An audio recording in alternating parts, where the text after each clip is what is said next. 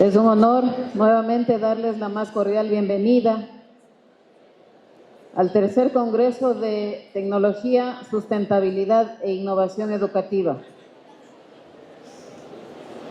Este encuentro académico representa una valiosa oportunidad para compartir conocimientos, inspirarnos mutuamente y fortalecer el intercambio de ideas que impulsan el avance de la educación superior en nuestra región y en el mundo.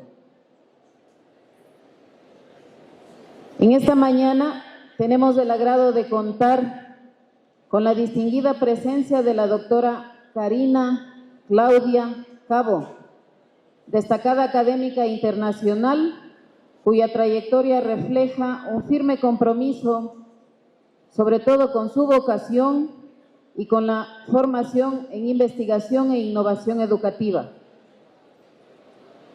La doctora Karina nos compartirá la conferencia Nuevos paradigmas en la enseñanza y el aprendizaje. Lo recibimos con un caluroso aplauso, por favor. Gracias.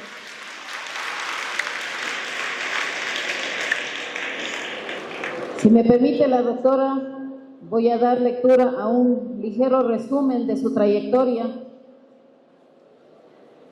Es doctora y profesora en Ciencias de la Educación por la Universidad Nacional de Rosario. También es profesora en Filosofía, Psicología y Pedagogía. Posee un doctorado en Docencia e Investigación. Cuenta con una amplia formación como especialista, además de un diplomado en Gestión Educativa, especialista en Tecnologías de la Información y Comunicación y Educación Superior, así como en Gestión Política e Innovación Local y un posgrado en Gestión Cultural. Ha sido formadora de docentes desde el año 1991 y actualmente se desempeña como docente en la Universidad Internacional de La Rioja, en la Universidad Católica Argentina, en el Instituto Universitario Italiano de Rosario. Además es directora de 2 posgrados de investigación en la Universidad Nacional de Rosario. Le damos la más calurosa bienvenida. Agradecemos su generosa disposición por compartir con todos nosotros su experiencia y su conocimiento. Con el respeto que se merece, le voy a pedir de la manera más comedida, ajustemos la presentación a los 20 minutos que hemos venido comentando, para que tengamos también la oportunidad de escuchar las inquietudes del público presente. Le damos la más cordial bienvenida a la doctora Karina Claudia Cabo. Bienvenida. Muchas gracias. Buenos días para todos. Quiero agradecer especialmente a las autoridades de la universidad y a todos ustedes por estar aquí y por escuchar atentamente mi ponencia.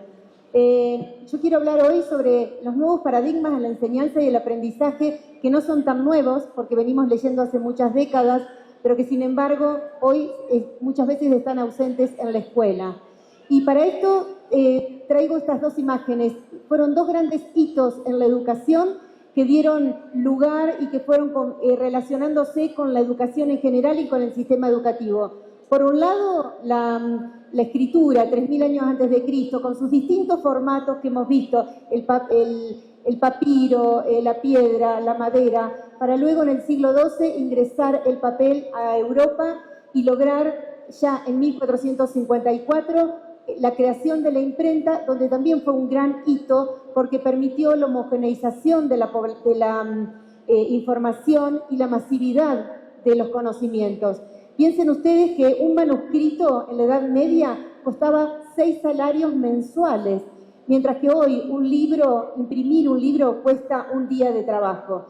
Entonces, esto es lo que permitió la imprenta, pero también algo que está muy relacionado, que es muy reciente, es la inteligencia artificial. Esto que nos cayó como un balde de agua fría, que pensábamos que no iba a ingresar a la institución educativa, sin embargo la tenemos muy presente y tenemos que ver qué hacemos. Bueno, para eso tenemos que pensar los cambios de época. Si yo les muestro un teléfono del 1900, es un teléfono, es un aparato que solo servía para hablar con alguien después de 2 o 3 horas de conectarnos. Sin embargo, si nosotros miramos un teléfono de hoy, el teléfono casi que ni hablamos, es un aparato que nos sirve para sacar fotos, para conectarnos con redes sociales, bueno, para múltiples actividades. Y si nosotros miramos la escuela desde el 1900, vemos un profesor enseñando de manera verticalista a un alumno de manera unilateral. Y como dijo Walter Benjamin, este filósofo reconocido, planteó que el pupitre era el lugar donde se disciplinaba al alumno para poder ordenarlo, para poder mantenerlo en ese pupitre que estaba atado al piso. Y si lo comparamos con la escuela de hoy no es tan distinta, como sí lo fue el teléfono, no es tan distinta a la escuela de hace 100 años. Hay obviamente otras estrategias, otros docentes, otros alumnos, pero muchas veces el sistema está todavía organizado de esa manera. Y yo les digo, el mundo cambió. Mire si cambió. Hace 50 años el hombre fue a la luna, sacó 5 fotos. Hoy almorzamos y sacamos 30 fotos. Esto es para usarlo como metáfora, para pensar los cambios de época, para pensar qué tenemos que hacer en las instituciones educativas en función de estos cambios, ¿no? Porque muchas veces nos resistimos a los cambios y nos parecen que son nefastos. De hecho, yo les puse allí la imagen del tren. A finales del 1800, cuando surge el tren, todos estaban en contra. La Asociación de Medicina de Viena, constituida por Freud y Charcot, 2 grandes médicos, prohibían el uso del tren a la mujer embarazada porque le podía provocar un aborto. Y decía que la gente común no usara el tren porque se podía enfermar con enfermedades respiratorias debido a la alta velocidad, 30 kilómetros por hora. Sin embargo, hoy vamos a 300 kilómetros por hora y no nos pasa nada. Bueno, lo mismo pasó también con la escritura. La escritura y el cambio que tuvo el libro. El libro a mediados del 1400 viene a ser un gran cambio de paradigma y es necesario que también veamos cómo lo han criticado. Se decía que el libro era muy malo para la población porque la población se iba a contagiar de enfermedades por pasar con saliva las hojas, o que iba a ser un exceso de imaginación, que la gente se podía enfermar por estar mucho tiempo quieto, sentado en un sillón. Bueno, claramente el libro no nos enfermó, sino que nos posibilitó más y más educación y cultura, y creo que esto es muy importante. Ahora bien, tenemos mucho por hacer, y acá les traigo una frase de Montesquieu, 500 años atrás: vale más una cabeza bien puesta que una cabeza repleta. Y eso es lo que tenemos que hacer en las universidades. No llenar la cabeza de contenidos, esa cabeza de conocimiento estéril, sino realmente fomentar estrategias de aprendizaje, que el alumno tenga habilidades de pensamiento para que pueda seguir aprendiendo. De eso se trata. Para eso tenemos que deconstruir el aula. Deconstruir, que no es destruir. Yo tomo este término de Derrida, un filósofo del siglo pasado. No es destruir, es desaprender. Tenemos que pensar un aula, de qué manera podemos, no solo en el aula, sino en toda la institución, romper con aquellas prácticas, aquellos discursos que son absolutamente viejos, que no responden a estos alumnos, que no van en función del rol de alumno que nosotros queremos conformar. Entonces, para eso tenemos que iniciar mucho debate hacia el interior de nuestra institución, que quizás es distinta a la institución de otra ciudad. Y yo propongo, escribí un libro hace unos años atrás, luego de la pandemia, llamado Educación Ondulante, y hago referencia en contraposición a lo que se llamaba en ese momento híbrido, presencial o virtual, sincrónico o asincrónico, para dar lugar a un modelo ondulante, como las olas del mar que ondulen, ¿sí?, y que cambien según los alumnos, según el docente, según la institución, según el barrio, según la ciudad en la que estoy trabajando. Pero para eso hay que cambiar otras arquitecturas de clase. Nosotros estamos acostumbrados que hay un profesor enseñando, demuestra, ilustra, pero necesitamos cambiar con esa figura central del profesor en el medio para poder pensar ese modelo más ondulante del que yo hablo, que tiene que ver con autores que hemos leído a lo largo del siglo XX, como Ausubel, que dice que hay que retomar los saberes previos de los estudiantes, y esto es sumamente importante. saberes previos del año pasado, saber previo de la clase pasada o saberes de la vida cotidiana que tienen los alumnos. Trabajar con problemas, trabajar con casos, trabajar con distintas herramientas o estrategias, pero teniendo en cuenta que el docente es el mediador entre el alumno y el conocimiento. Allí el docente se corre de ese lugar protagonista para dar lugar a un lugar mucho más liberal para el alumno, donde el profesor cumple la función, como decía Brunner, de andamiaje. El docente, como cuando nosotros en una casa la estamos construyendo, necesitamos de un andamio para poder subirnos y completar ladrillo a ladrillo. Bueno, de esta manera el docente es el andamio para construir el conocimiento en el aula, sabiendo que muchas veces, cuando la casa está construida, el andamio molesta, entonces hay que correrlo. Bueno, estas son las herramientas que nosotros tenemos que romper, como también la gran homogeneidad que tenemos en el aula. Aquí lo doy el caso de un ejemplo de un grupo de 5º grado, pero podemos pensarlo en el aula de la universidad. Creemos que nuestros alumnos son todos iguales, creemos que por tener 17 años, 20 años, responden a las mismas características y esto es indispensable que lo cambiemos. Entendiendo que necesitamos aulas heterogéneas, necesitamos mirar a los sujetos que tenemos delante de nosotros, sujetos, los estudiantes, que tienen otras escrituras, otras formas de hablar y otras formas de gestionar el tiempo, que a los adultos de hoy nos sorprende que muchos alumnos prefieran viajar, pasear y dejar de lado la universidad en contraposición a lo que hacíamos nosotros. Obviamente, un aula heterogénea es un aula que promueve la autonomía del alumno, darle las herramientas para que el alumno tome conciencia de cómo está aprendiendo, de cómo se le está enseñando y que tenga la libertad de seguir aprendiendo, que pueda hacerlo, que pueda saber cuánto sabe y qué sabe de esa materia, qué no sabe y cuánto necesita saber. Que el docente lo ayude a ver cómo tiene que ir construyendo esa materia para que el alumno tome conciencia y para darle el puntapié para que siga aprendiendo. Tenemos que abrir a nuevos aprendizajes. Y obviamente un aula heterogénea es un aula creativa. Y aquí tomo un concepto que lo vienen hablando los autores desde 1950 en adelante.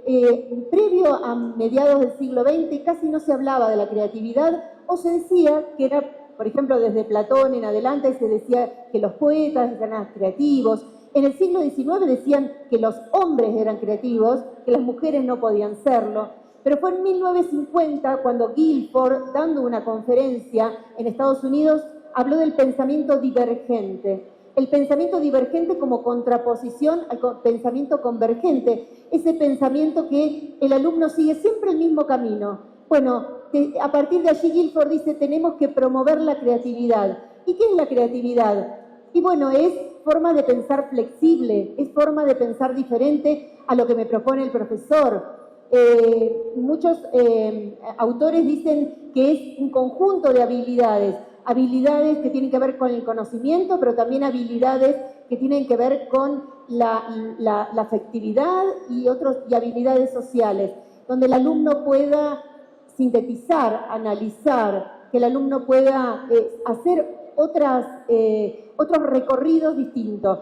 Si nosotros miramos a algunos creativos, sobre todo algunos creen que, bueno, se es creativo aquellos que tienen que ver solamente con la plástica, con el arte, y Joan Miró hizo más de 15.000 pinturas, esculturas, dibujos, y conocemos muy poco. Entonces, la creatividad también tiene que ver con la paciencia y con el tiempo que nosotros dedicamos a un determinado trabajo. Hay investigaciones que dicen que las personas creativas son aquellas personas que están sentadas trabajando en pos de algo. Y eso es lo que tenemos que lograr en el aula, rompiendo con el cronosistema. Cronosistema es un término de una autora argentina que dice que la institución educativa funciona como una organización de tiempos y espacios donde estamos acostumbrados que el niño llega a los 6 años, se recibe a los 17 años, termina la facultad a los 24, donde aprende de 8 a 12 horas, donde aprende con horas de 40 minutos. Y ese cronosistema va en contra de lo que sabemos hoy, de todo lo que nos aporta la psicología, de todo lo que nos dice de los nuevos sujetos, sabiendo que el docente, dice esta autora, llega al aula con muchos prejuicios veces los docentes le decimos, ¿cómo que no entendiste? Si yo te vi que estuviste todo el año sentado allí. O decimos, no, yo ya lo expliqué, no lo vuelvo a explicar. Bueno, para romper con este cronosistema, para empezar a mirar el aula distinta, tenemos que empezar a enseñar con más de una estrategia, empezar a creer que porque el alumno estuvo allí, aprendió, no. Hoy muy claramente explicaban que la atención tiene que ver también con una predisposición de cada uno. Entonces creo que eso también tenemos que tenerlo en cuenta y para eso tenemos que recuperar las formas básicas de enseñar que tiene que ver con la explicación, el hacer preguntas. Cuando a veces me dicen, entonces el profesor no tiene que explicar, claro que tiene que explicar, 20 minutos, 30 minutos, puede explicar, pero también tiene que jugar con preguntas, preguntas que pueden ser sencillas o preguntas de comprensión, donde el alumno pueda relacionar, pueda comparar, pueda hacer analogías, donde el alumno pueda pensar hipotéticamente qué haría si estuviera en una situación determinada. Entonces, para eso necesitamos que el alumno aprenda con las distintas estrategias, pero sin sobrecarga cognitiva. Y acá vamos a los términos que propone las neurociencias, que me parece que son muy interesantes también para tener en cuenta en el aula de hoy, que todavía no están siendo incluidas, ¿no? Cuando muchas veces hay una sobrecarga extrínseca que tiene que ver por el no haber desayunado, no haber dormido, o también porque el profesor no explica bien, o una sobrecarga intrínseca porque se dan algunas materias. Hay materias como matemática, química, física, que son difíciles de entender. Entonces, ¿cómo podemos evitar la sobrecarga cognitiva extrínseca? Y bueno, con buenas transposiciones didácticas. La transposición didáctica es la adecuación que hace un profesor entre un saber disciplinar y un saber enseñar. Y tiene que ser adecuado a ese alumno con esas características.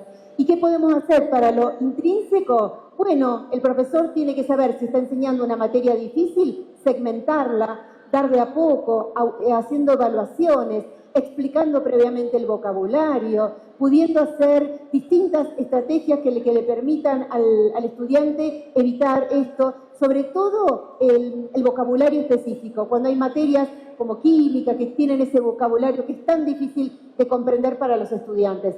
Y obviamente ir de lo más simple a lo más complejo.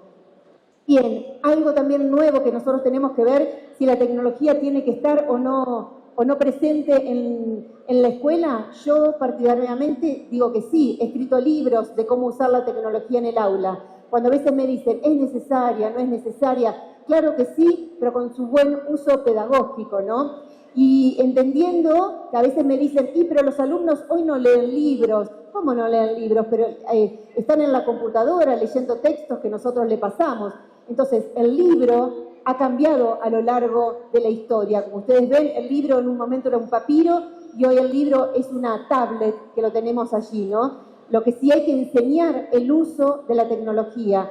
Y me parece interesante esta imagen porque muchas veces vamos a una biblioteca, demoramos para conseguir un libro, pero Internet, que es esta gran fuente de información, nos permite bajarlo inmediatamente, aunque también tiene su contra, porque tiene un gran caos. Entonces somos los docentes los que tenemos que tener criterios de búsqueda de Internet para que ese alumno obviamente pueda llegar a un conocimiento verdadero y no sea confuso. Obviamente que la escuela no es una isla, entonces la tiene que incorporar. Los docentes tenemos que saber cómo usar la tecnología, tenemos que aprender a usarla pedagógicamente, porque yo puedo saber usar el celular, puedo saber usar distintas herramientas, pero tengo que saber usarla pedagógicamente. Y obviamente la inteligencia artificial, que los profesores de hoy decíamos, a mí no me va a tocar. Y bueno, cual baldazo de agua fría nos cayó. Y yo les pregunto, ¿ustedes usan inteligencia artificial? ¿Sí? Levanten la mano quien usa inteligencia artificial. Bien. No tanto, pero yo les pregunto, ¿ustedes no compran en el supermercado con una tarjeta? ¿No tienen el Face ID en algún teléfono? ¿No tienen un reloj que cuenta los pasos? ¿No tienen, por ejemplo, un Google Maps para ir a un lugar? ¿Sí? Cuando van a cruzar un semáforo. Todo eso es parte de la inteligencia artificial. Entonces, la usamos asiduamente. Ahora hay que ver cómo la usamos en pos del aprendizaje. Y ahí hay que tener sumo cuidado. Yo soy partidario de usarla, porque es lo que permite que el alumno se enfrente a la inteligencia artificial y no copie y pegue como hacíamos con el Google, sino que el alumno pueda generar contenido, pero que sea muy crítico de ese contenido. Entonces hay que enseñar a hacer preguntas. Más allá que la inteligencia artificial me ha ayudado a mí cuando uno tiene alumnos ciegos, alumnos sordos, un alumno autista, hay una posibilidad de tutorías personalizadas que es maravilloso, pero bueno, para el aula común también usarla.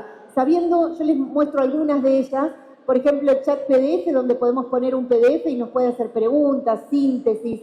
El Mapify, que permite hacer mapas conceptuales en 5 segundos sobre el tema que nosotros querramos. Y donde hay muchas universidades en Estados Unidos que ya permiten su uso. Estas son algunas. Eso sí, dicen las autoridades, referenciando en la bibliografía el uso de la tecnología. Bueno, y obviamente otras estrategias tienen que ver con las habilidades que nosotros podemos lograr con nuestros alumnos. Enseñarla a definir, enseñarla a describir, enseñarla a comparar. Definir, es decir, una silla es una tabla con 4 patas con respaldo que sirve para sentarse. No es lo mismo que describir, que es de plástico y es blanca. Es decir, que nosotros debemos, cuando damos consigna a nuestros alumnos, dejar en claro qué es definir, qué es comparar, que comparo frente a 2 criterios iguales, etcétera. Donde utilicemos también la gamificación, el juego fundamental, el juego en pos del aprendizaje, donde uno le da recompensa a los estudiantes, bueno, y otras tantas estrategias. Y obviamente que los docentes, si somos innovadores en la enseñanza, debemos ser innovadores también en las evaluaciones, no caer en el multiple choice o en preguntas y respuestas, sino responder a eso que estamos haciendo. Y algo que también tenemos que hacer fuertemente son los recreos mentales o las pausas sinápticas, también lo que traemos de las neurociencias. Este tiempo que, por eso es importante que, dicen las neurociencias, que uno aprende mejor al principio y al final de la clase. Una persona no puede prestar atención más de 20 minutos, entonces si la clase dura 2 horas, tengo que hacer muchos principios y muchos finales para que esa persona pueda entender y pueda pasar de la memoria de corto plazo a la memoria de largo plazo. Y estos recreos mentales, ¿cómo los podemos hacer? Con música, con un fragmento de película, con una imagen. Por eso yo en el medio ponía imágenes para distraer a ustedes y para todos los conceptos que yo estoy trabajando puedan ir comprendiéndolos. Y obviamente otras disposiciones en el aula donde los alumnos trabajen de a pares, trabajen en debates grupales, donde no solamente sea importante el docente que está en el aula, sino también ese interjuego entre los compañeros, porque ya hace muchas décadas que nos dijeron se aprende de otros, ¿sí? Bien, queda mucho por hacer, muchísimo. La alfabetización académica, saber que en la universidad también se enseña a leer y escribir. Otros libros, otros textos, otras escrituras, otras... de química, no me sale la palabra, otras fórmulas, etcétera. Y también la alfabetización digital. Los profesores necesitamos saber el uso pedagógico de toda la tecnología y de la inteligencia artificial, por supuesto. Y a su vez, romper con ese modelo napoleónico que tenemos en las universidades. Nosotros, nuestras universidades son por disciplinas. Y ese modelo napoleónico sirvió para conformar los estados-nación. Hoy la universidad debería servir para la sociedad. Entonces tenemos que empezar a debatir hacia el interior de las universidades qué tipo de conocimientos estamos generando, que debe ser un conocimiento más rizomático, más horizontal y con posibilidades que el alumno pueda seguir aprendiendo.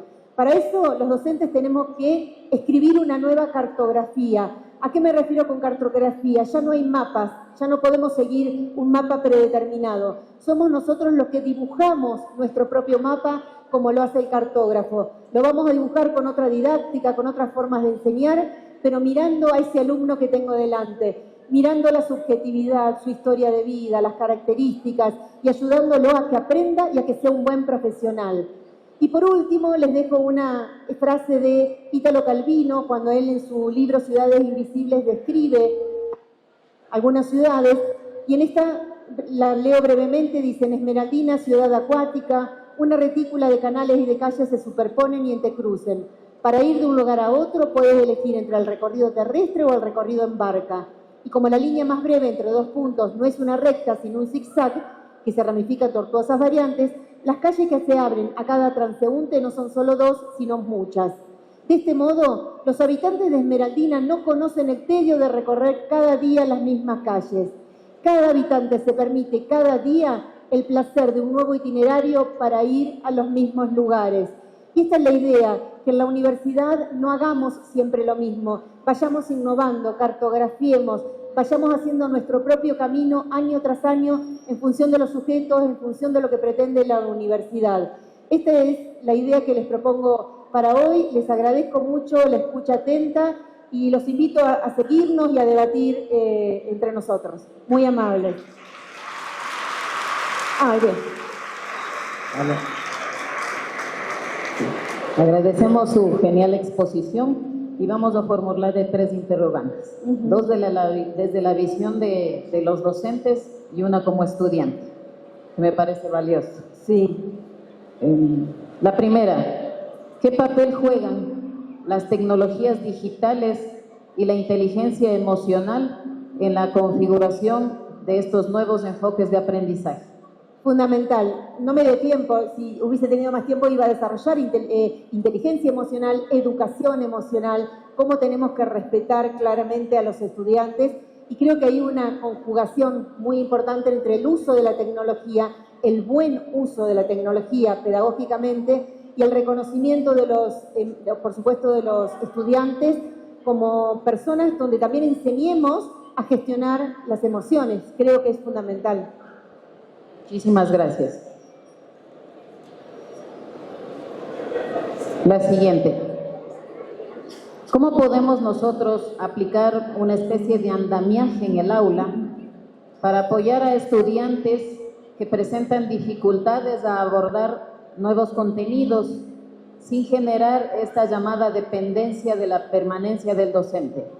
Claro, yo considero que el docente es un andamiaje que es alguien que acompaña al estudiante, sostiene al estudiante, pero el camino lo tiene que hacer el estudiante. Obviamente que cuando hay dificultades podemos buscar estrategias, que puede ser la inteligencia artificial, donde hay tutorías personalizadas que se pueden hacer en determinados casos, o buscar, cuando yo expliqué y yo di la clase de determinadas maneras, ver de qué manera puedo buscar otras estrategias por tutorías para acompañar a ese alumno que no puede, intentando planteándole claramente cómo va a ser la evaluación, no diciéndole que va a ser de tal manera ni reduciendo su material, sino explicando cómo necesita tener este metaaprendizaje, este reflexionar sobre lo que sabe y sobre lo que necesita para esta materia, en esta universidad.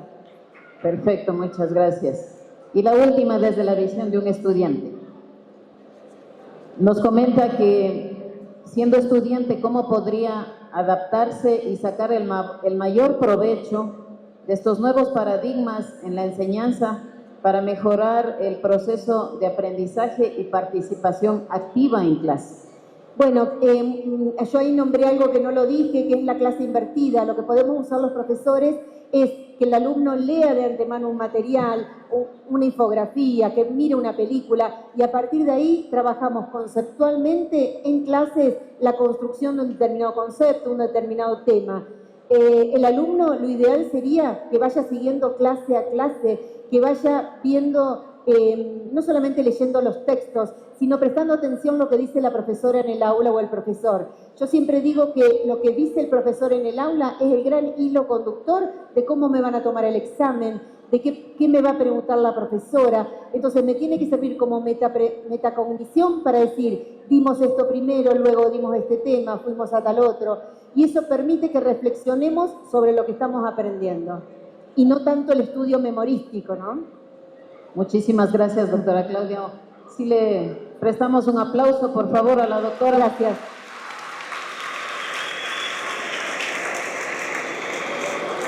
Quisiera rescatar temas muy importantes que usted ha topado en esta mañana y que sirven de reflexión, sobre todo para el tema de la docencia, que más allá de que hoy estamos iniciando este congreso de la Facultad de Educación, Ciencia y Tecnología, donde la mayoría de profesionales somos formados en la docencia, también hay docentes profesionales que han incursionado en esta etapa del magisterio, como siempre dice el señor rector. En todo caso, compañeros, creo que nos deja importantes reflexiones, sobre todo en el tema de que la evolución de la educación y la tecnología son avasallantes. Por lo tanto, tenemos que adaptarnos a esa realidad.